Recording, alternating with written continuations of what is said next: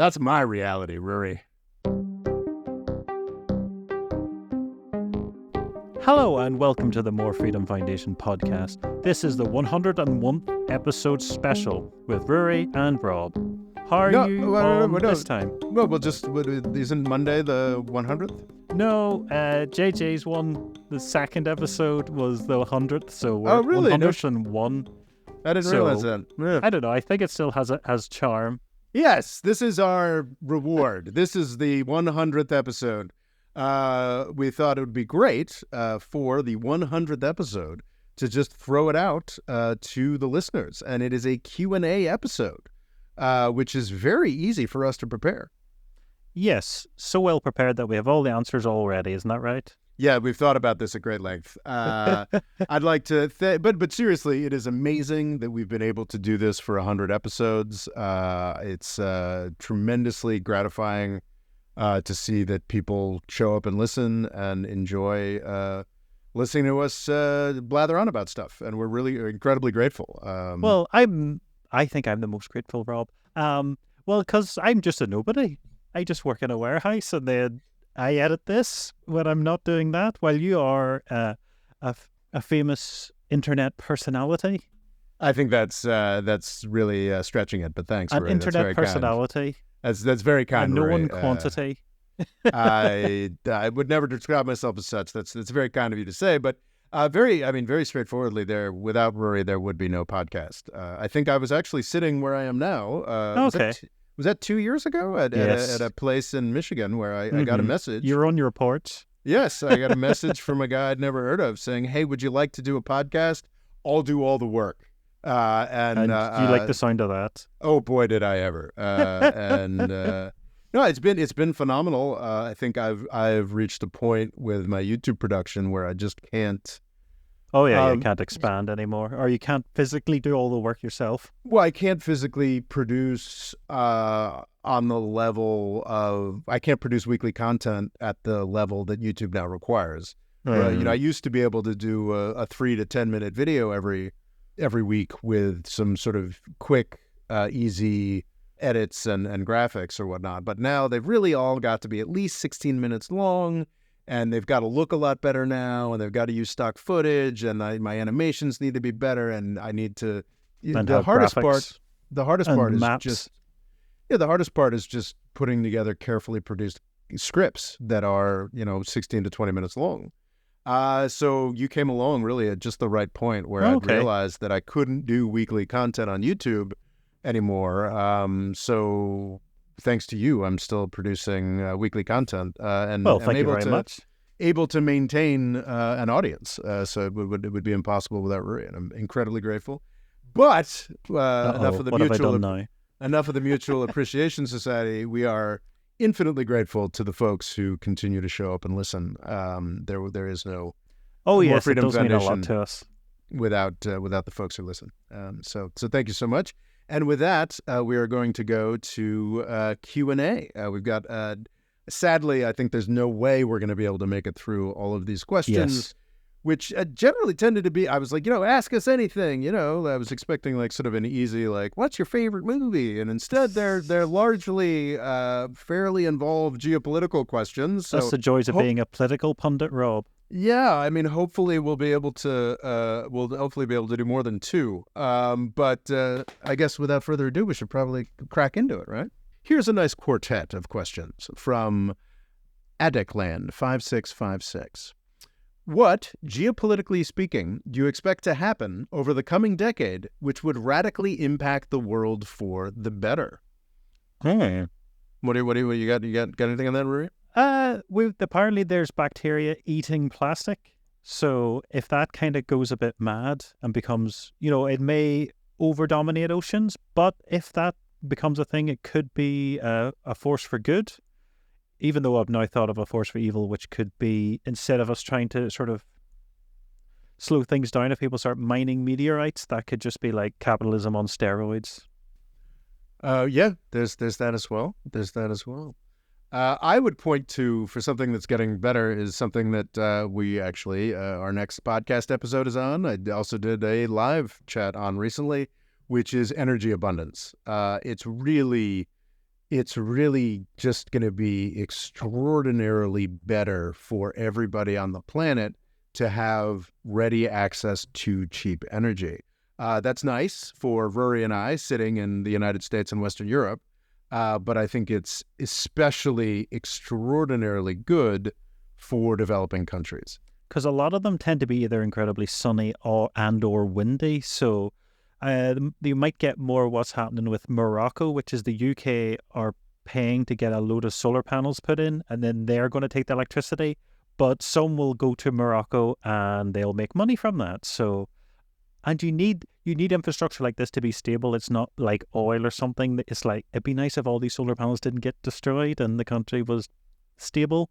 So possibly we could see people trying to look after what used to be called the third world. Well, I mean, that's I'm not that optimistic. Not that optimistic.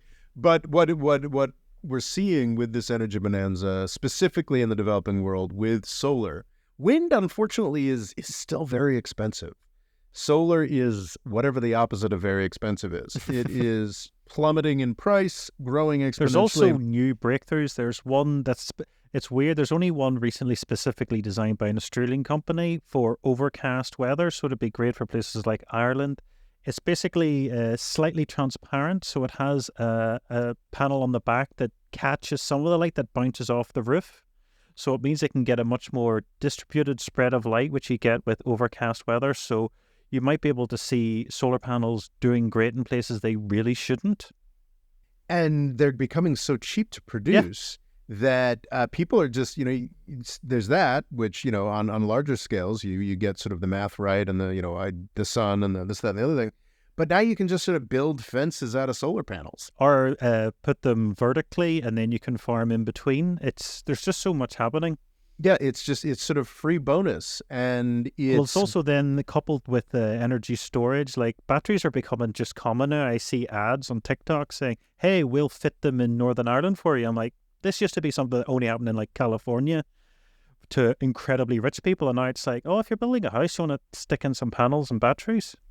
A great example of this would be probably the only good news I can think of coming out of Pakistan in recent years, which is in the aftermath of Russia's invasion of Ukraine. Europe bought up all the natural gas that was supposed to go to Pakistan. And that was a tremendous problem for Pakistan. But what they've done is they've just bought a ton of solar. And solar installations have gone through the roof in Pakistan. And hopefully one day soon, we'll get to a point of peace in Eastern Europe and all of that natural gas will be available again. And Pakistan will want some of it, but it won't want most of it because they will have already moved solved away. the problem with solar. And it's a tremendously positive thing. But let's move on to the second question, which is the same as number one, but this time for the worse. So what I can answer that with my mining asteroids could just be, I guess, all the evils of like mining, getting oil, but like just on a monumental scale. And if people are theoretically in space, what laws cover them, and also how can anybody stop them? And I think they said the world's first trillionaire would be whoever was mining the first asteroid, because they are just giant and can be full of incredible materials. So that possibly, but it could also bring about a whole new world of abundance. Well, it's honestly the greatest threat at this point would be that the United States doesn't come out of Reaganism. For me, that'd probably be that's I'm hearing a lot of geopolitical economists saying stuff that you would have been described definitely 20 years ago, but certainly, and also 10 years ago, was like quite left wing. But now it's like all this sort of like, I love to invest and profit, and I'm a big libertarian, but we need more regulation and workers need to be looked after a bit more, and we need to build more in our countries. Joe Biden is never somebody I'm going to speak up for, Genocide Joe, as I will always call him. But his administration made some really serious, small, slight, but serious changes in direction that were positive, that are, more protection for unions, funding the U.S. tax authorities so that it can do its basic job, reinvigorating the Federal Trade Commission to start looking at monopolies again. Just really basic small things that could absolutely be built upon in a Kamala Harris administration that would be utterly destroyed in a Trump administration. Could honestly also be completely destroyed by a Kamala Harris administration. Oh, yeah. I don't want to... Obviously, I would prefer that Kamala Harris were our next president, but I don't want to say that it's automatically going to be amazing. Oh, yeah. She may sometimes feel like she has to compensate and then steer things even more like what she imagined Trump would have done.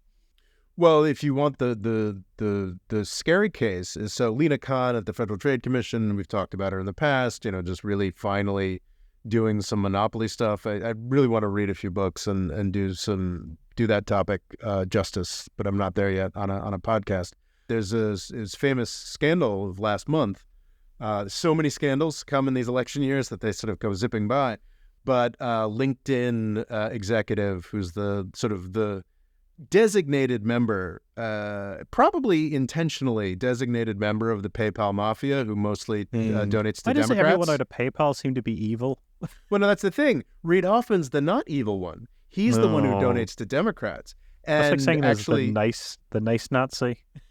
Well, it's funny because you remember FTX? They did the same thing. They sort of covered their bases. Sam Bankman-Fried, the guy who went to jail, the crypto exchange guy who went to jail, was famously a big Democratic donor, but then his number two was a massive donator to Republicans, just not as famously. So this is what clubs of rich people do, is they cover their bases. So Reid Hoffman, the designated PayPal mafia guy for the guy who I believe is still in charge of, or made a ton of money off of LinkedIn, essentially went on cable TV and was like, yeah, I'm a big donor, and I think Kamala Harris should fire Lena Khan. Wow. And Kamala Harris is not just a California politician, she's a San Francisco politician. You can definitely imagine a world where she's in bed with obviously she's not going to be in bed with the Peter Thiels and Elon Musks anymore, but there's a lot of lower profile, very wealthy people out of Silicon Valley, like Reid Hoffman, who would like to stop this switch away from Reaganism dead in its tracks. And I think that would be a real problem, because if the United States continues running things for the benefit of rich people and the benefit of monopolistic businesses the way that we have for the past 40 years, the energy bonanza that we all want is going to be slowed down by oil companies. The world peace is going to be slowed down massively by the defense companies that own most of the U.S. Congress. But also simple things like Americans need to be able to buy houses. Yeah.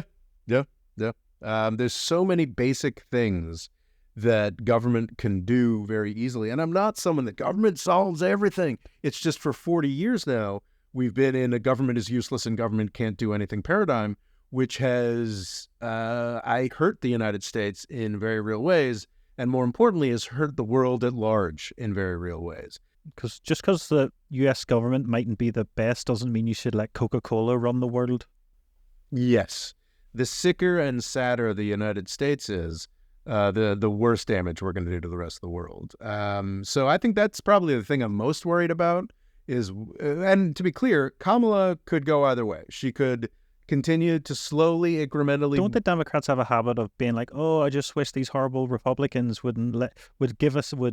I wish we had full power so the Republicans wouldn't stop us. And then when they're in the position of power, they're like, no, none of us are doing it now. Yeah. That's a standard Democratic move. And there's a lot of things just in the ways that the coalitions have been organized. But so as I said, Kamala Harris is like, could go either way, could continue to build on the good things that Biden's done, could just throw them all away. Donald Trump is guaranteed to throw them all away, and we start off again. At square one in 2028, and 20 years after 2008. Last time the ones behind are, his team weren't prepared, but this time, what is it, Project 2025? It seems like they are in the blocks, ready to go to do as much nastiness as they can get away with. Yeah, that is the standard story that the Democrats are pushing, and I think that's a real risk. But honestly, it's Donald Trump. It's just going to be a cluster bomb. It's just going to be a disaster. Yeah. Where nothing really happens other than mess. for another 4 years, is my sense. I mean, that's what I know from when this guy was president the last time. I guess next question is, what major geopolitical shift / revolution / decision do you absolutely not expect, but would have you absolutely jumping, clapping, and shouting with joy? Oh, that's a great question. Retroactively, or something that could happen in the future, sorry. No, something that could happen going in the future that essentially, I guess, something that you don't think will happen, but really want to happen. I remember hearing I can't remember who was being asked, they said on the Channel 4 podcast, what would you like to happen? And he just goes, a united Africa. And I was a bit like, that's ridiculous. And then the more I thought about it, I was like, that wouldn't be the worst idea. So yeah, a united Africa, except Morocco, because it likes to be not included in things. United States of Africa. Wow. Well, I think that's a fascinating idea. What I think would be great, and I think is possible, is a tighter African Union that sort of learns from the EU and takes the stuff that's useful, and like an African customs union could be amazing. Like there are definitely elements of African integration that I would think would be phenomenal. But I think it's more than just Morocco. I think there's a lot of African countries who are just they're usually the stickler, who are pretty attached to their autonomy. So what about you? What would you think would be fantastic that you can't see happening? Well, one that's fantastic that I think is plausible and would be so easy, but I wouldn't be at all surprised if we made it to 2034 with no progress on this, would just be the demilitarization of Latin America. Just let the United States, just letting the Cold War end in Latin America. I would love it, actually, if there was a landslide for Kamala Harris and 55% of Florida voted for Donald Trump. That'd be great. That's my ideal result, because it is a lot of Florida politics that it's essentially a large diaspora from Cuba, and now a growing one from Venezuela, that refuses to let the U.S. government let the Cold War end. There is no reason for things to be as militarized and stupid as they are in Latin America more generally. And crucially, our obsession with Castro, our obsession with Venezuela, actually makes the problems that we profess to really care about significantly worse. Whether you go full on the crack epidemic is completely created by the CIA to fund the Contra wars. I think that overstates it. Absolutely, the CIA was selling drugs to fund its wars in Latin America. But one of the reasons our border is legitimately swamped and screwed up is because in 2017, the Trump administration decided to destroy the Venezuelan oil industry. One of the reasons there are so many options for smugglers and black market stuff and drugs into the United States is the consciously maintained fractured geopolitical environment that the United States maintains in South America because of this endless embargo on Cuba, because of those Trump sanctions. We also have some stuff against the Nicaraguan government. Why not? This guy, Daniel Ortega, that we've been trying to throw out since... Daniel Ortega, we did successfully. He agreed to leave in the 1990s, but then he came back in power. But we've been trying to get rid of him since the 1970s. And it's also stupid, and it's also useless. And all of these countries would be very eager and happy to just sort of get on the U.S. capitalist bandwagon if we just frickin' let them. And it's incredibly stupid and counterproductive. And Obama, not a guy who did a lot of good things, but the JCPOA and his outreach to Cuba were both phenomenal steps forward. The Iran one was incredibly fraught and difficult and dangerous. It was the easiest thing in the world. Didn't he go throw out the first pitch at a Cuban game? Did he actually go to Cuba or not? I can't remember. But no, yeah, I think he did. He was the first in a very long time. Yeah, the easiest thing in the world. Easy, lowest hanging fruit.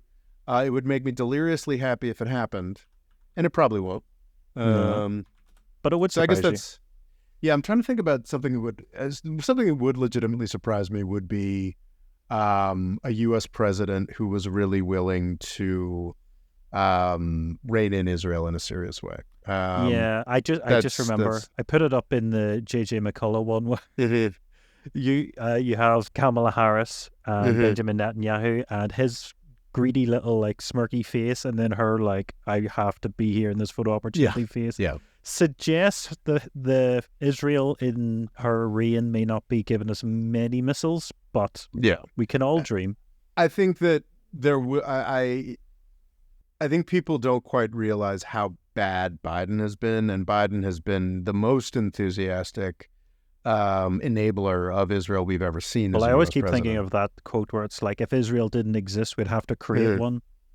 Yeah, it's anyway. Well, I mean, there's some truth to that. As I was actually doing a produced video. I'm gonna have a couple Israel videos after the election. Oh, really? Yeah, That surprises me. imagine that. I don't want to talk honestly about what I think about the Democratic Party's treatment of this issue when I want the Democratic Party to win an election. So I think there's definitely more scope for optimism when you just consider just how uniquely bad Joe Biden has been on this issue. But the idea that there's going to be like a serious limitation of U.S. arms to Israel in like a peacetime context, or that the United States would try to seriously distance itself from Israel's now definitely a genocide. I don't think that's actually going to happen, but I'd be deliriously happy if it did. Okay, brilliant.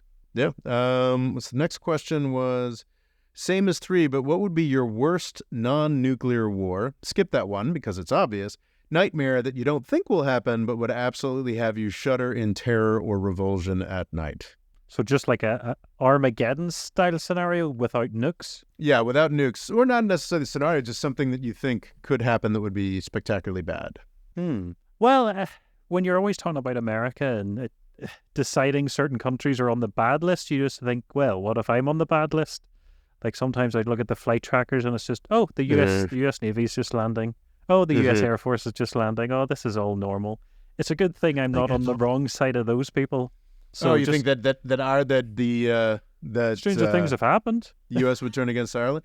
Well, actually, that's a real risk. Not for I don't think we've ever really parsed what your views are on these issues. But if Northern Ireland stays with the United Kingdom, I'm not sure to what degree this is your issue, but I think there's a real scope for the U.S. Internal Revenue Service and the U.S. Congress turning on Ireland in a very big way.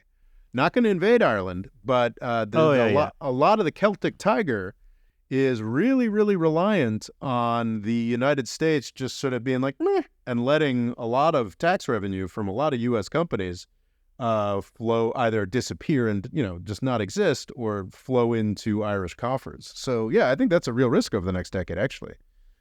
But it does make total sense, tie yourself to the country that's most likely to be still making money at 100 years. Yeah. Well, there's other certain things Americans, prefer. If they were forced to move to another country that, say, wasn't Canada, they're probably going to choose something like Ireland. It's also weirdly shorter flights by like 20 minutes to, say, Britain. There's lots of things Americans are happy enough. Oh, the United States absolutely adores Ireland. Oh, yeah. And I think that in part is why this situation has been allowed to persist as long as it has. Oh, yeah, but I have to laugh. Ireland's very worried. It got 14 billion and it doesn't really like it. Have you heard about this? Oh, there's a surplus and they don't know how to handle it? No. The Apple money. Apparently, companies were supposed to pay a low corporation tax, but then Ireland was like, Apple, you have to pay like next to nothing. And the European Commission is like, you can't do this. You have to at least charge them the bare minimum. Yeah. So once you calculate it, it's like, Apple, you have to pay Ireland 14 billion. So Ireland's like, I hope we don't actually have to keep this. So the worry is the European Union will then use us to pry open other deals. And then possibly Americans will then, under a new president might just sort of go, no, I think all the tax should be collected in America. None of these shenanigans could be very bad for Ireland. I think that's a real risk, and I think that I think because we do love Ireland so much, we'll probably there'll be loopholes involved. But well, as you were talking about in next week's podcast, shenanigans that the likes of the Dutch lobby went up to. Quite often countries focus on the big names, Saudi Arabia, Israel, but after Israel, it's pretty much Ireland. It's one of the big lobbies in America, and oh yeah, it's huge. It's huge. And if you want to talk about it from a Dutch disease perspective, Ireland is way too focused on sort of finance and tax accounting shenanigans. And it is really, really reliant on the sort of beneficence of the United States. It's definitely moved into a lot of pharmaceutical, but, they have some of their own companies, but a lot are still the likes of Pfizer. Like, so Yeah, all it's Viagra, pharma. for instance, is made in Ireland. Let's be honest, it's pharma tax shenanigans is what Ireland is focusing on. And, you build it actually disturbing parallels. Puerto Rico had a lot of pharma production because of a lot of incentives that that'd be fascinating to look into. To what degree was Ireland's gain Puerto Rico's loss? Okay, because in the interesting. 1990s, at the end of the Cold War, we stopped being worried about Puerto Rican independence or really caring much about Puerto Rico at all, because the big fear in the 40s, 50s, 60s was that Puerto Rico would go independent and go communist. We gave them a Wow. lot of goodies. And then in the 1990s, we sort of took all those goodies away. And it has not been great for Puerto Rico in the So ensuing what decades. non-nuclear Armageddons do you worry about? War with Iran, obviously. That is, I think, the U.S.'s next $1 trillion war in the Middle East. Oh, here's a good one. Myanmar, man. We've talked about this. And judging from the popularity of our episode, we should do another Myanmar episode. It's just such an obvious place with a U.S. military-industrial complex that is desperate for proxy wars and looking for a good way, things to get into. It's on the Chinese border. There's a massive war happening there. There's a million different factions we could get into bed with. And I think we just haven't yet to this point. And if we had to, I think China would feel honor bound, even though China's usually so smart about not falling into those traps. If it were on its border, I think China would be. So much more on its border than Afghanistan was. Yeah, exactly. Well, exactly. It's just such a much more populous part of the border. And I think China and Afghanistan do actually share a border. Oh yeah, but it's a weird panhandle. It's this weird little I think it was to keep the Russian and British Empire apart. Oh, that makes sense. Yeah, but there's just this. Yeah, it's very strange. It's a little. But no, while Burma has or Myanmar has a proper border with China that would with massive it. Chinese populations that certainly no longer, but have a history of being restive Chinese populations on the other side of the border. So yeah, China's already in Burma. It has no choice but to be in. Myanmar. It has no choice but to be in there and be funding proxy folks. And the United States is already absolutely chomping at the bit to get in there. I did like a PowerPoint presentation in Brooklyn talking about like maps and how the New York Times specifically, but U.S. media more generally, loves misrepresenting maps, like because of the map. Famously, didn't the CIA fact list always claim America was the second largest country, even though it's not? Oh, I'm not aware of that. And that one always just springs to mind. But yeah, there's a whole problem with maps because it's a 3D image and you're projecting it in 2D. And Mercadial projection is the one we mostly get, but it makes things closer to the equator look smaller, isn't that it? But it's very good if you're sailing. So yes, but then there's what's the one where it makes them the true size, but they all look really horrible and stretched. I forget. I've seen those. Yeah, I've seen those. But no, the maps thing is. The United States sort of claimed that Assad was about to fall in Syria because they just never mentioned that they'd show you the map and like, oh, wow, Assad's barely hanging on. And then, of course, the area that was controlled by the Islamic State was like 70% of the country and was all desert. Like, it's quite often when you see Republicans saying everyone actually votes Republican, you're like, no, that's just people in the countryside tend to vote Republican. Exactly. And Democrats tend to be in the cities. Good example, but like the New York Times, like other sort of U.S. military-industrial complex things in countries they have an interest in, they'll talk about. Okay, they pull that trick. Yeah, like the people we're supporting control 70% of the country. Like Yemen is the classic example that we still don't want to talk about the Houthis as Yemen's government, even though they've controlled 90% of the population, 80% of the population for a decade, because nominally a Saudi proxy government controls all the deserts. But don't they read XKCD? Most maps are just population maps. Yes, I think you mentioned that, and I put that into a PowerPoint presentation. Okay, brilliant. Yeah. So that I see exactly that kind of distortion being applied to news out of Myanmar. News out of Myanmar keeps talking, and we've got a whole episode on this. keeps talking about, oh my God, the junta only controls 40% of the country now, leaving out the fact that they also control all of the population centers. Because it's true that the rebellions, which have been going on for 80 years, have now taken a lot more territory in the aftermath of the 2021 coup. But all of the large cities with the majority of the population, which have access to the sea and the world, and most of Myanmar's meaningful trade, is still controlled by the junta. Yet the New York Times is like, oh man, look, it's this is something we could just jump into. The good guy rebels, and they are better guys than they were in Syria or Yemen, are doing better, but in fact they have not actually begun to take over the parts of the country that actually matter. And the United States, if they're enticed by this sort of New York Times reporting into investing into making this war worse, we're talking about a lot of death. And unlike Syria and Yemen, where there's certainly nasty consequences, we're talking about proxy war between potential World War III partners.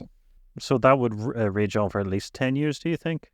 Oh, I don't know. I hope it never happens, but I think this is the thing that I would be very worried about. I think that's probably more of a 2030s thing than a 2020s thing.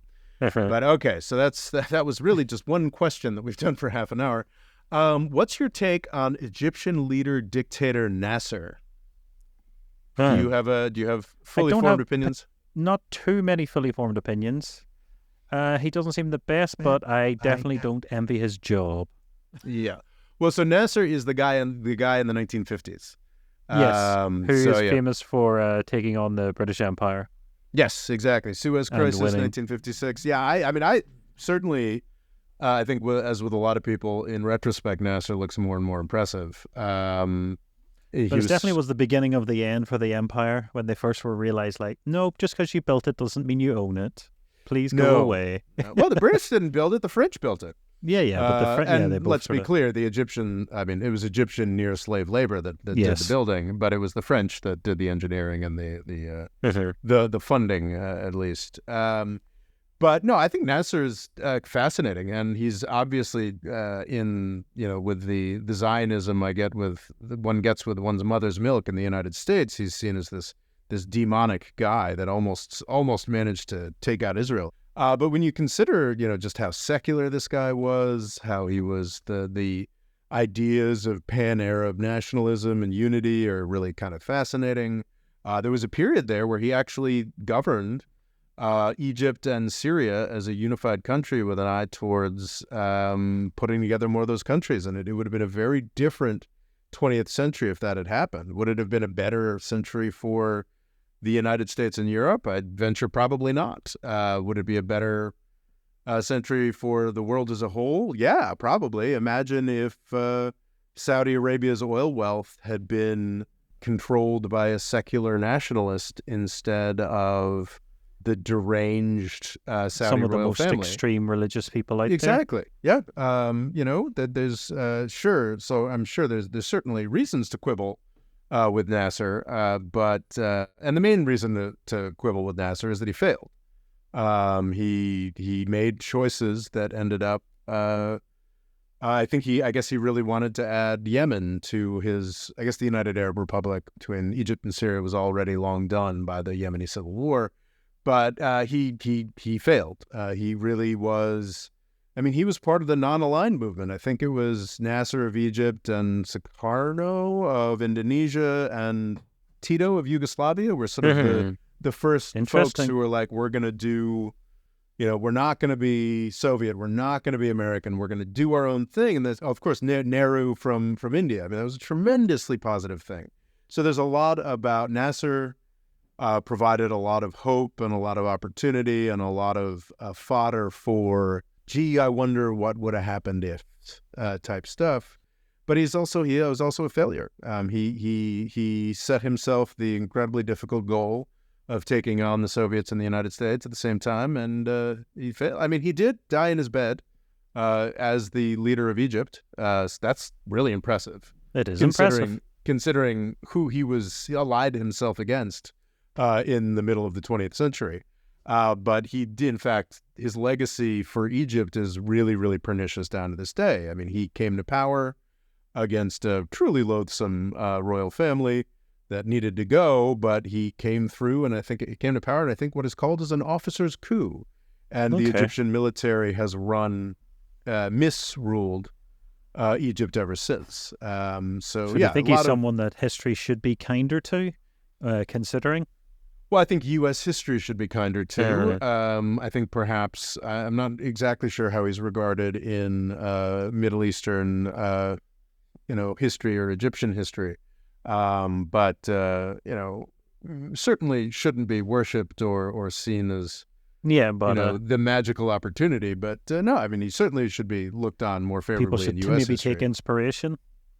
Well, because the sad thing is that in U.S. history, we don't think about the Middle East at all, except through the prism of, well, what did it mean for Israel? And that's a really insane way to look at, it's 7 million people, 15 million if you include the Palestinians, in and a the population region of, back then would have been much smaller as well. Yes, in the region of 500 million people. And Nasser was colossus. Certainly had tremendous impacts on all 500 million people that go far beyond his interactions with one European colonial state on the edge of the Mediterranean. I guess those are my thoughts on Nasser. So in short, Rob does and I don't. As a New Deal conservative, which is a way that I define myself occasionally, okay, do you think that we can actually go back and reverse neoliberal free market policies, or do we need entirely new policy ideas and strategy? That's a great question from Deep Noetics. We did a collaboration on this very podcast. Brilliant. And I think it's a mix. I think that we absolutely actually can go back in some respects, but there's obviously going to be new changes. It's just a different environment from the 1930s. You can never sort of completely rekindle the past. You'll always have to bring new things in. Some things will always be gone. But what's interesting is the most successful, I'd say, of the green shoots of Genocide Joe's turn towards a better U.S. domestic economy, growing beyond Reaganism. The most successful, most interesting, most exciting example of it is what Lina Khan is doing at the FTC. It is the Federal Trade Commission that I think since the 19-teens or 20s, I believe, was one of the agencies, because there's a bunch of agencies that are tasked with this, of overseeing competition. They call it competition law in the EU. In the United States, we call it antitrust for historical reasons, because it was the trusts of the late 19th century. I just think it's interesting that both are very keen to point the finger at each other, because there was Airbus and Boeing both had to pay each other money, because both they're basically government companies, but they like to pretend they're not. National champions, we like to say. Yes, national champions. But for basically since the 1970s, there's this guy, Robert Bork, who's much more famous because of a botched Supreme Court nomination attempts during the 1980s. But he's a tremendously significant figure because in the 1970s, he essentially said, we don't really have to have competition law anymore. Because what really matters is as long as we've got cheap prices, we can just ignore all of these things that we used to care about, the consolidation of industries, the monopoly. We don't really have to care about it as long as things are getting cheaper. And that was pretty much the way we looked at competition law from the 1970s until Biden nominated Lina Khan in 2021. And Lina Khan is just, this is getting Deep Noetic's question, is literally just going back saying, actually, like, this is just interpretation. Like the FTC, the DOJ, the Department of Justice, all of these U.S. institutions just decided to stop enforcing laws that the government had enforced from the 1890s until the 1970s. I'm just observing the law. I think it's a little bit disingenuous, but that's what Lina Khan is saying, and I think is largely true, is that she is simply enforcing the laws of the United States as they were written.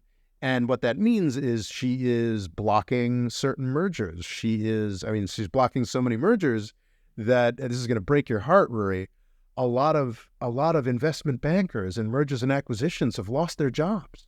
I'm very, very upset. I don't know I, how will they pay their bills? how are they going to afford their 15th homes?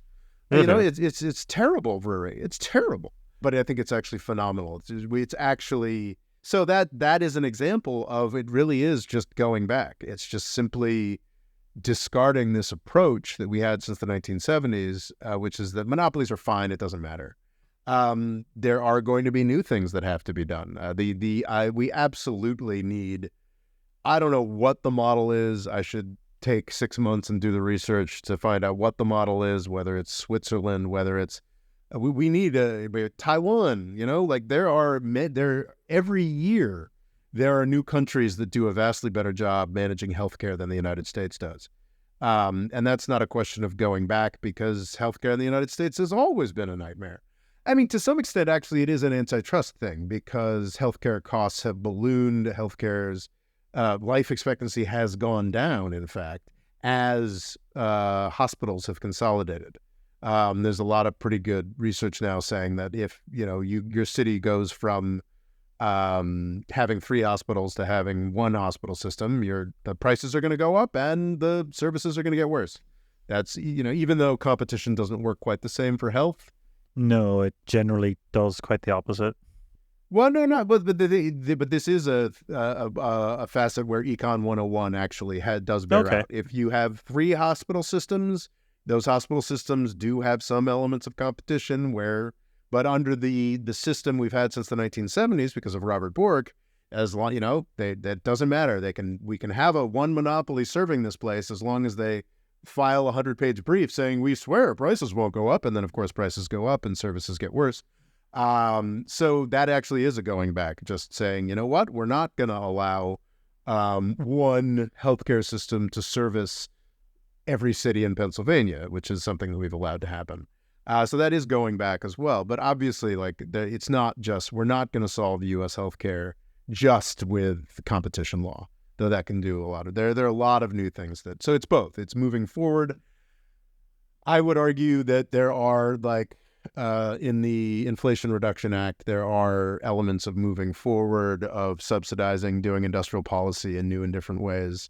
But I haven't done the research necessary to fully answer Deep Noetic's question. If you're to be cynical, do you think there's a sort of neocon idea that you almost have to you've been reaping too much and you have to almost let normal people in the economy grow to a certain point that then you can reap them again? Yes. Let them grow for a good 20, 30 years and then get them nice, plump and fat, and then we can do Reaganism all over again. 100%. I actually, yes, I'd say I fundamentally believe that. I am not someone I'm not constitutionally a socialist or somebody who believes that. I think a lot of people believe that in the aftermath of the oil crisis, we just let the thieves in, and that's all that Reaganism and Thatcherism is, and it was just a mistake from the get-go. But I don't believe that. I think that there were elements within the U.S. economy that had gotten too ossified, that had gotten too bureaucratic, too government-oriented. I think that it really is an ongoing conversation. Balancing act? Yes, it is an ongoing balancing act. And, if things go amazingly, if Kamala really does turn out to be FDR 2.0 and correct a lot of these issues and, make our tax system more sensible again and move in a progressive sort of sensible government way in a lot of directions. Yeah, who knows, man? 10 years from now, I could be like, God damn it, we need more libertarianism again. I would love that result. That would be phenomenal. I think it should be a pendulum that swifts back and forth. But yeah, no, I think that's a really great question. And I think, I think that's the problem, is that because the stability and the power that was sort of built through the FDR system was so immense, there's been tremendous opportunities for businesses to come in and find ways to profit and dynamism to be reintroduced. And I think it's been phenomenal. I think I brought up before, there's the example of Russia, where they had no real institutional weight or value to sort of intelligently. So it just turned into this disgusting gangsterified Wild West. If we continue with nothing but Reaganism for another 40 years, then we're going to get gangsterism Wild West. I think it would be nice to go back and let's make government work again. Let's bring a little more economic justice. Let's bring in a little more equality. Let's figure that. I'd like to do that for 20, 30 years. And then, yeah, absolutely. Let's do another, not 40 years, but let's do another 10, 15 years of figuring out how Cutting to profit. things back. Yeah, no, I think that's healthy. I think that each new generation should approach things in a different way. I think one of the great problems is that you sort of the Reagan generation that sort of was able to shape a generation that just did more Reaganism, because that's in a generation about 20 years, and now we've had about 40 years of Reaganism, and it ain't working. What is it? Cookie crumbles? Do you identify with any political labels? Well, as I put on the About page, I think a New Deal conservative. I kind of like that. I do consider myself still, a conservative in some senses, but I think at this point, the radicals and the anarchists are the Republicans who are trying to throw out the basic social protections, and not just basic social protections, but basic economic plumbing, basic plumbing that makes our markets work. Some of those basics, I think that are being thrown away. I'd like to conserve, some of those basics. All manner of acronyms, all manner of legal practices, all manner of government agencies that just help the United States work. It's only on the platform of the New Deal that Reaganism has been able to make as much money and develop what economic progress it has.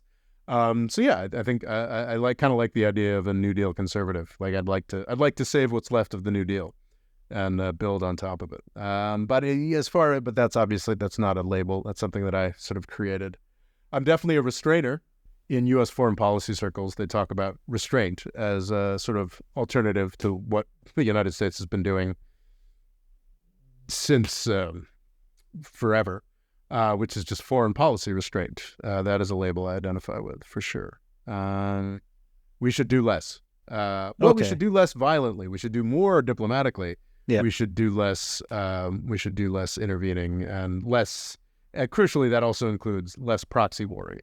We don't have many. We don't have any official soldiers on Ukrainian soil. But that doesn't mean it's not a war that we're involved with that we probably shouldn't have helped start. So yeah, restrainer I like. Realist I don't. I don't think most realists are particularly realistic. Well, yeah, there's something nice to feel like you're sort of like the ultimate contrarian, like, oh, I actually live in reality and you're obsessed with this, that, and the other when they're down their own rabbit holes. Well, I think I live in the real reality, Ruairi. That's the thing. I think I live in the reality of U.S. empire. Which is the United States has largely been in control of pretty much everything. Ultimate realist. Yeah, for pretty much everything. Too real for the realists. So a lot of realists are like, oh, we should, the Middle East is a waste of time. We need to focus on China. And I'm like, China will sort itself out too. Because they're all just really, it's just the most successful part of U.S. empire as far as I'm concerned. That's my reality, Ruairi. We have, is it Aladdin on Discord? Can you please talk about the BCCI bank scandal and why a bank that had ties to so many significant events and wars with political figures is underestimated and utterly ignored in the history of the US and the Middle East? Man, that's playing the hits. I would have to Google. I mean, no, sorry, not the hits. That's a deep, deep cut. I would have to Google BCCI, which actually does the Board of Control for Cricket in India. But is that Abscam? I think that might be Abscam. Oh, okay, sorry. I've called him Aladdin. He's got a new name. No. Abscam is the name of the scandal. Oh, apologies. Yeah, Abscam. I think that's Abscam, right? It was a sting in the 1970s, or is that Riggs Bank? Sorry. Perhaps this is an indication. Seems to be early 70s. Yeah, that seems like Bank of Credit and Commerce International. Yeah, so that was Abscam? I'm still going through it. Anyway, that's a fascinating scandal that I don't know anything about.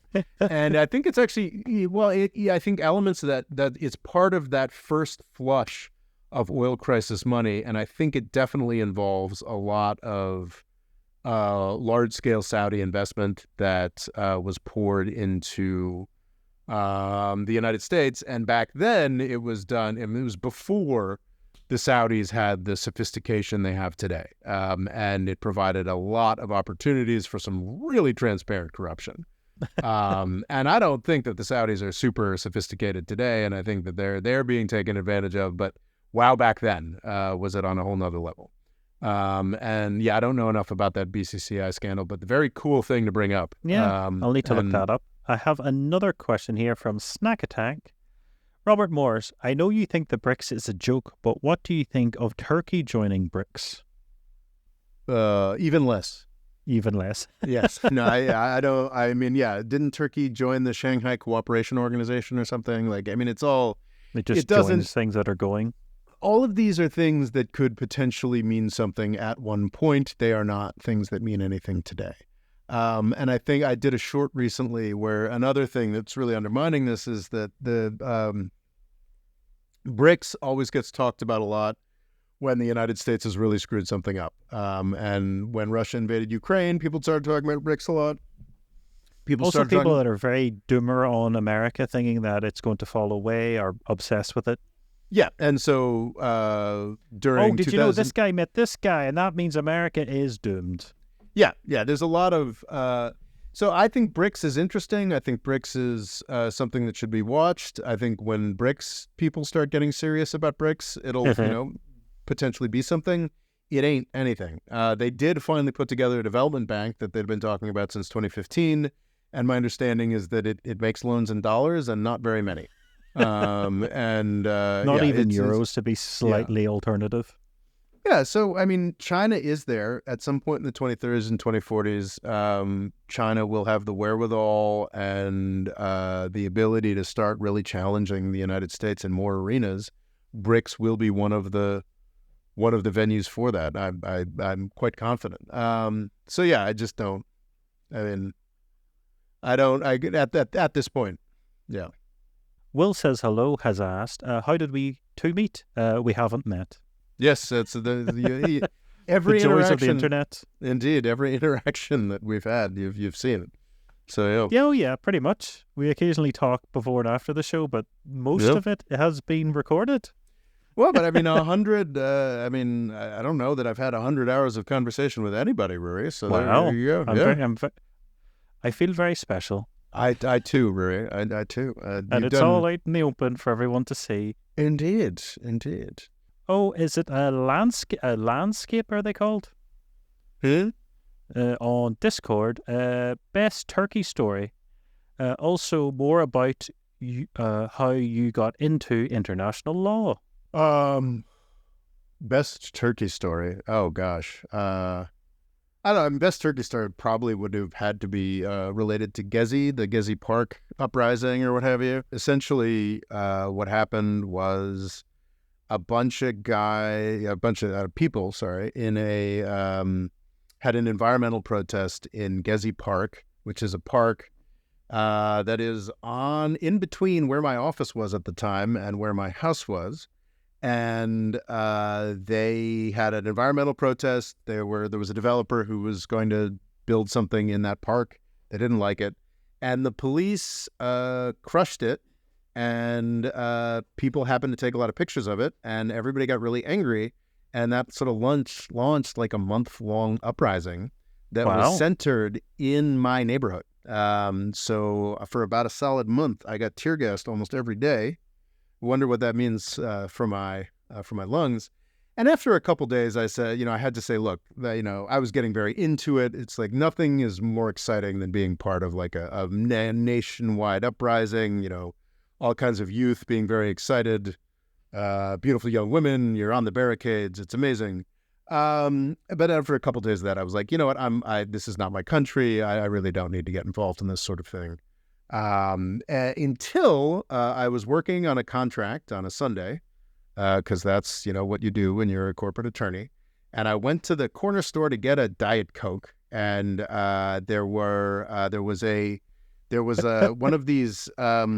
There was one of these little water tanks, they call them tomas, that was spraying people down at the top of my street. And I was like, and I got angry because I was young and I was younger anyway. I guess I was 34. And I took it personally or whatever. Just so I ran up the hill, and there was this massive protest march, like going down a highway. Okay. And I really hope that well, probably actually in some Turkish. Was it against internet censorship? Yes, we ban. What's that? No. Oh, I'm just looking it up on Wikipedia, and I'm just seeing other. What, the Gezi Park protests? Yeah. No, this was a huge thing. Basically, there were a lot of different things that fed into it, but basically everybody, all the bourgeoisie, which would definitely include me, hated Erdogan. So I got up on this highway, and there were thousands of people on this highway, and I think it's some Turkish CIA equivalent, or FBI equivalent. There's probably photos of this march, and I would love to see them. If anybody in Turkey, the Turkish government is listening, because I was just really angry because they were hosing people down on my block. So I ended up at the front of this protest going down a highway, and I was wearing a Michigan Crew t-shirt. I remember that. So you should be easy to spot. So yeah, if anybody could find those pictures of me, it'd be great. And I was sort of like loudly, like I was into it, and I was in the front line of this protest, marching down the highway, and the cops were pulling back, and there were kids around me throwing rocks, and there was tear gas shooting over my head, and I didn't care. I was young. I was 34, and I was like having a great, I was like, man, hair yeah, toxin, hair yeah, Duranish. I was doing the slogans. I was excited. Didn't matter. I was doing tear gas.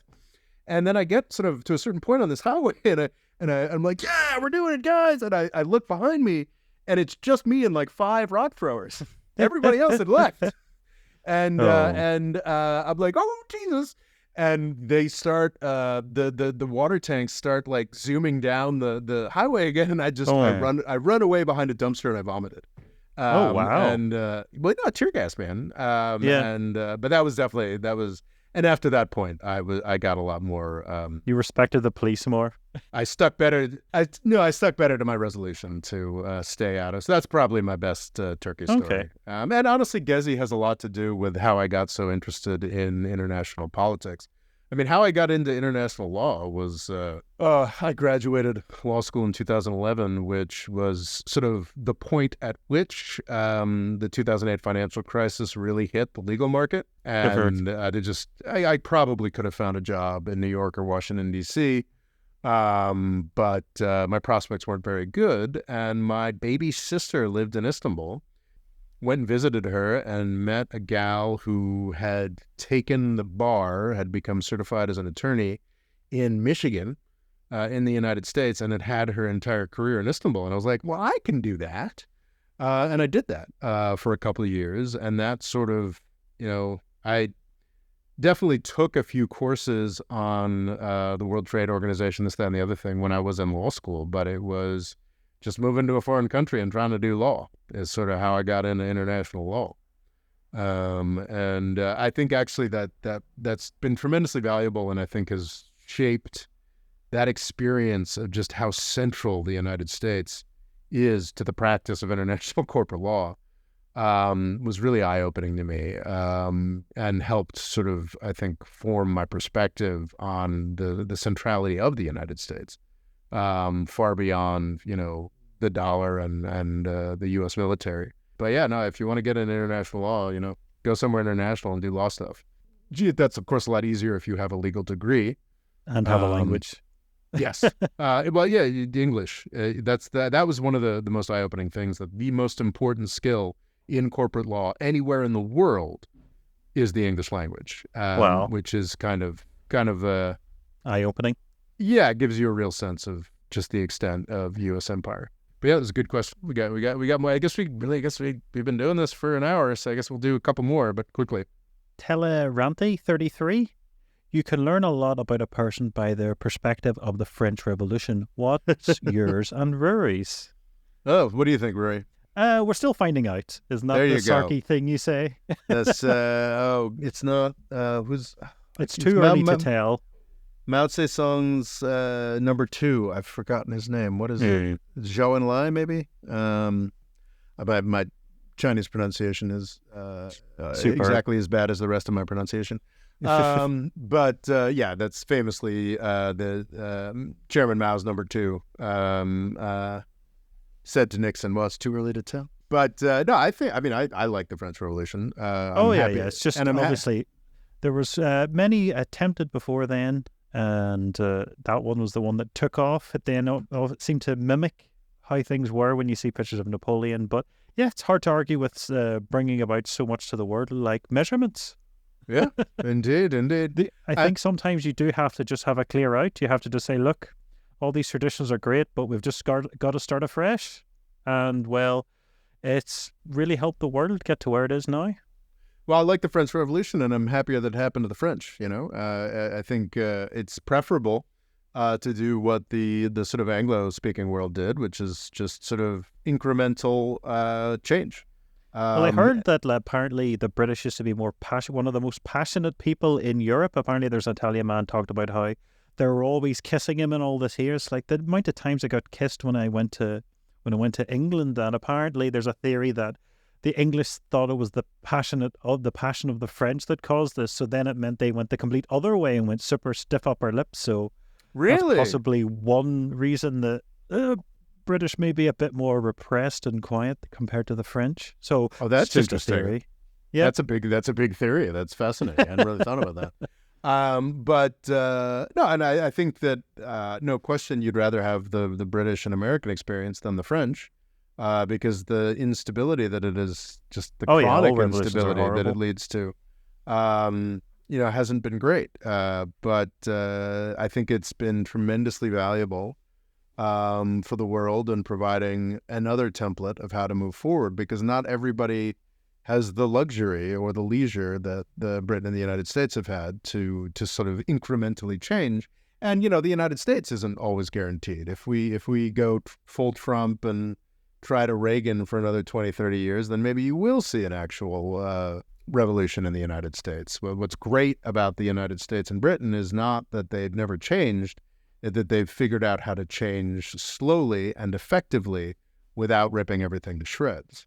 I think the French Revolution has brought a lot of benefits, but also does function as a cautionary tale. I would hope an inspiration to solve some of these problems in the United States before everybody's riding around with people's heads on pikes. Well, we end with a question that will keep the younger listeners happy. It's a very current, up-to-date one. Who would you support in the election of 1800, and why, Adams or Jefferson? Wow. That's a Talleyrand question, isn't it? Yeah. Yeah, that assumed as much. Wow, what a great question. I'm so influenced, because I don't think about that I'm so influenced by that classic, I guess it's a classic now, HBO John Adams show. I didn't realize how old it was until I saw that Stannis from Game of Thrones, who's like famously just this haggardly old crotchety guy, plays the youngest founding father in John Adams. This show from, I guess, probably 15, 20 years ago, plays Thomas Jefferson, which is kind of interesting. But such a great show. And it basically tells... I might check it out. It's called John Adams, and it essentially tells the whole... It's a great... if you're interested in the founding of the United States, it is a great summing up of the whole process from the 1760s until... John Adams and Thomas Jefferson died on the same day, July 4th, 1826, 50 years after 1776. And it's fascinating, and it's written, I think it was based off a book by, is it Ambrose or David McCullough? I can't recall which. But it is a very David McCullough.